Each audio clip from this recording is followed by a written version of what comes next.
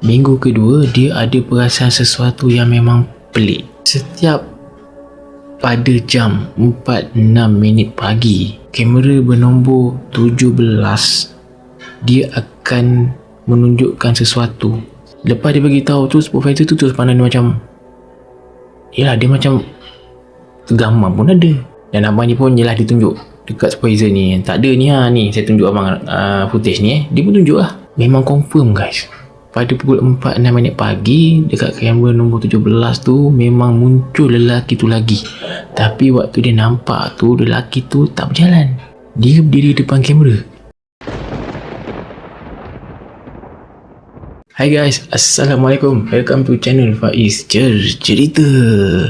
Terima kasih banyak-banyak kepada korang yang sudi untuk menonton video ni. Aku harap korang yang menonton ni please stay tune sampai habis. Dan buat yang baru mengenali Faiz Cerita, salam perkenalan. Dan kepada korang guys yang menonton ni, jangan lupa pada yang belum lagi subscribe Faiz Cerita, tolong support hanya dengan subscribe, like, share dan jangan lupa untuk klik button notification. Penceritaan hanyalah sekadar untuk perkongsian dan juga hiburan semata-mata. Terlebih dahulu guys, sebelum aku nak memulakan penceritaan dalam video kali ni, aku nak mengucapkan terima kasih. Aku nak bagi kredit sikit kerana kisah ni datang dari seseorang yang dikenali dengan namanya Pablo S. Komeng. Kisah seram dalam video kali ni dia berkenaan dengan seseorang ni yang dia bekerja dekat satu kilang ni. Dan benda yang menyeramkan tu berlaku dekat kilang tersebut. Dia bekerja sebagai seorang pengawal keselamatan dekat kilang tu lah. Sepanjang dia bekerja dekat situ, dia perasan ada satu manusia ni yang tak pernah tahu pun kewujudan dia dekat kilang tu. Tapi dia berada dekat situ setiap hari, hampir setiap hari, dan dia akan muncul pada pukul 4:06 pagi macam tu guys. Kilang ni dia kilang elektronik, dan kilang ni agak besar jugalah tempat dia, dan ada beberapa bangunan yang memang beroperasi selama 24 jam. Tugas seorang security ni, dia cakap waktu dia bekerja tu memang tugas yang mudah, macam buat rondaan, pantau pintu masuk dan tengok-tengok CCTV. Minggu pertama dia bekerja dekat situ tak ada apa-apa.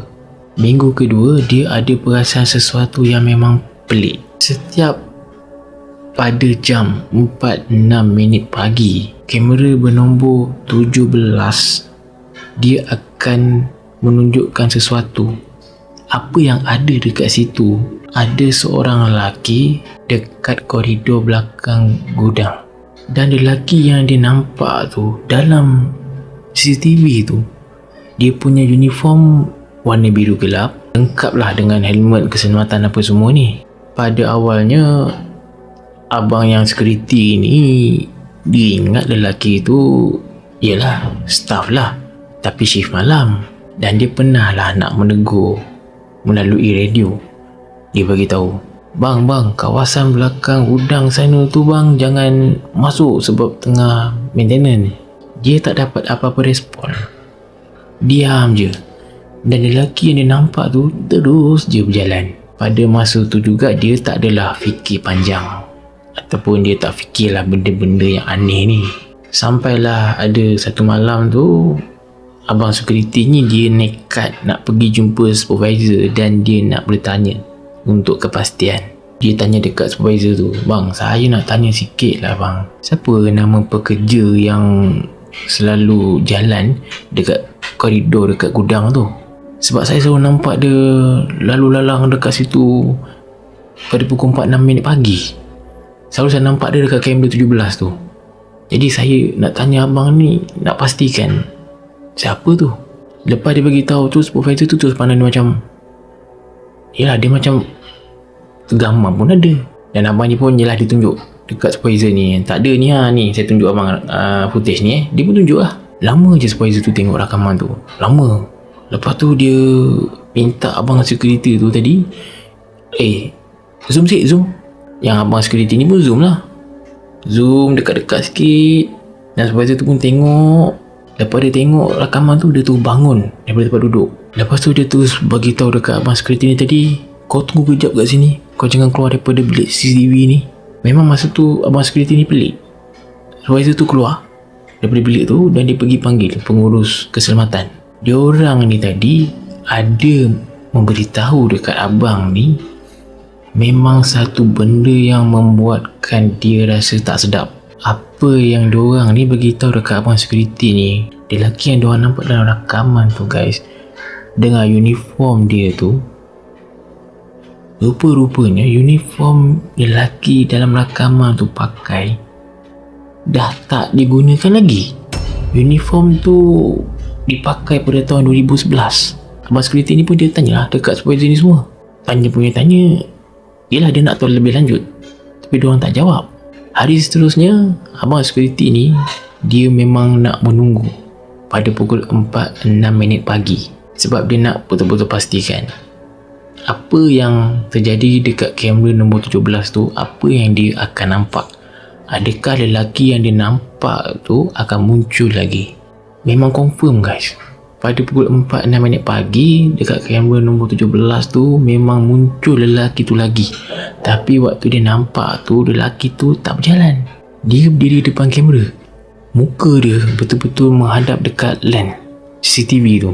Dan lelaki yang dia nampak dekat dalam kamera tu, dekat rakaman tu, mengangkat tangan dia dan dia menunjukkan dekat ni kamera nombor 18. Abang security ni pun dia tetap tak fikir apa-apa. Dia buka kamera nombor 18. Waktu dia buka kamera 18 tu, dia tengok tak ada apa-apa. Dia pun tutup, dia buka balik kamera nombor 17. Dah hilang lah lelaki tadi.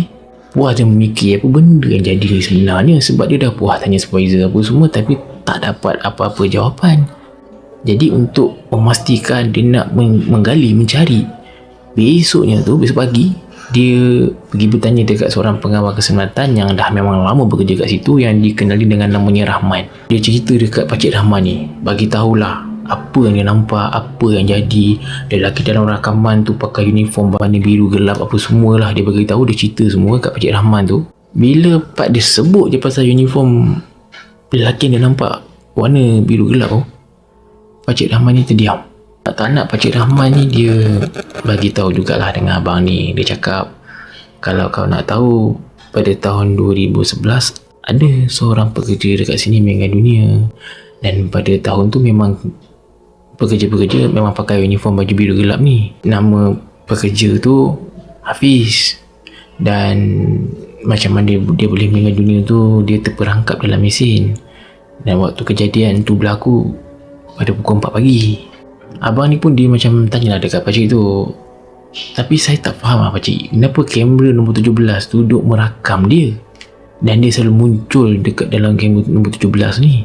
Pakcik Rahman ni bagi tahulah, yelah Pakcik Rahman tu assume macam sebab kamera tu memang dia betul-betul menghadap dekat lokasi tempat yang dia meninggal tu.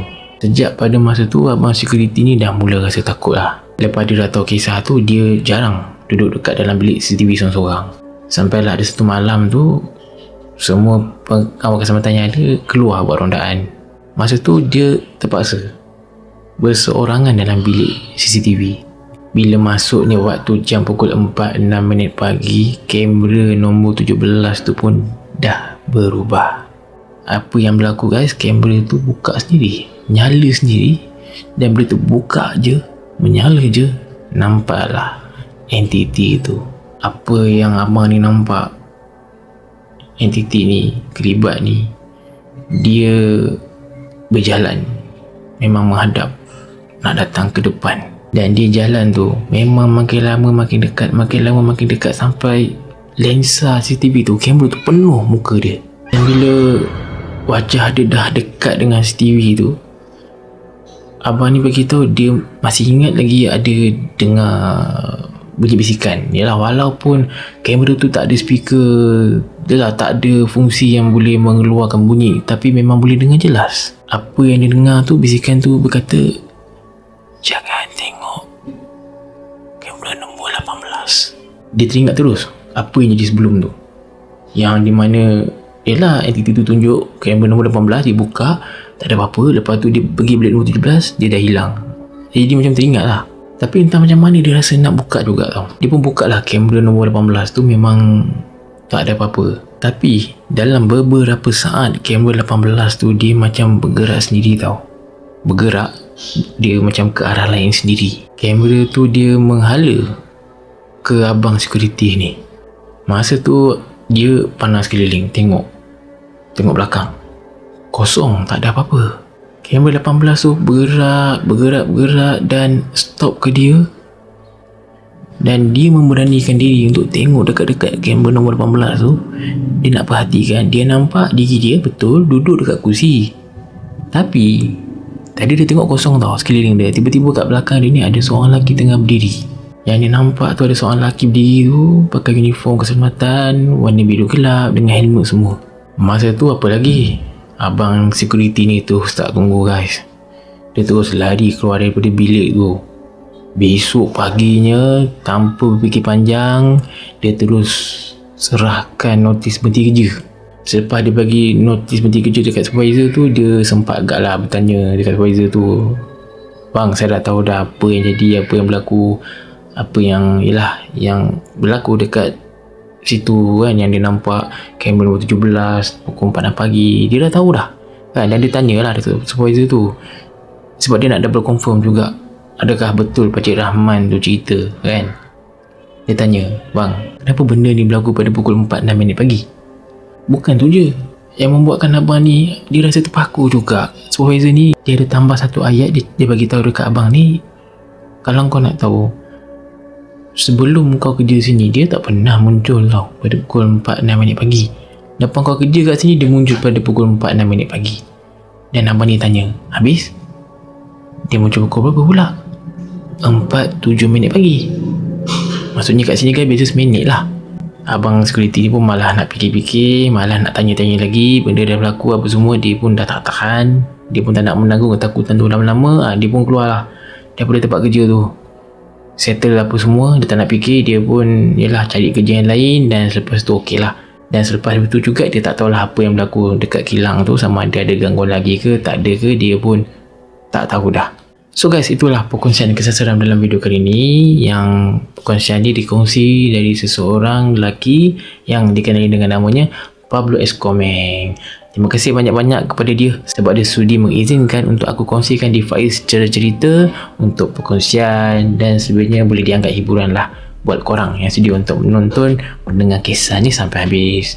So guys, terima kasih banyak-banyak sebab sudi menonton video ni. Dan kalau korang nak komen, nak bagi pandangan, korang nak nilaikan, korang ada apa-apa yang korang nak luahkan pasal kisah ni, korang boleh drop komen korang di ruang komen di bawah. Dan kalau korang ada pengalaman seram, misteri, mistik yang korang sudi nak share, korang boleh DM ataupun emailkan jadi Faiz Cerita. Sekali lagi terima kasih banyak-banyak, dan juga aku minta maaf jika ada salah silap. Jangan lupa untuk subscribe, like, share, dan jangan lupa juga untuk klik button notification. So guys, itu saja untuk dalam video kali ni. Sekian dari Faiz Cerita.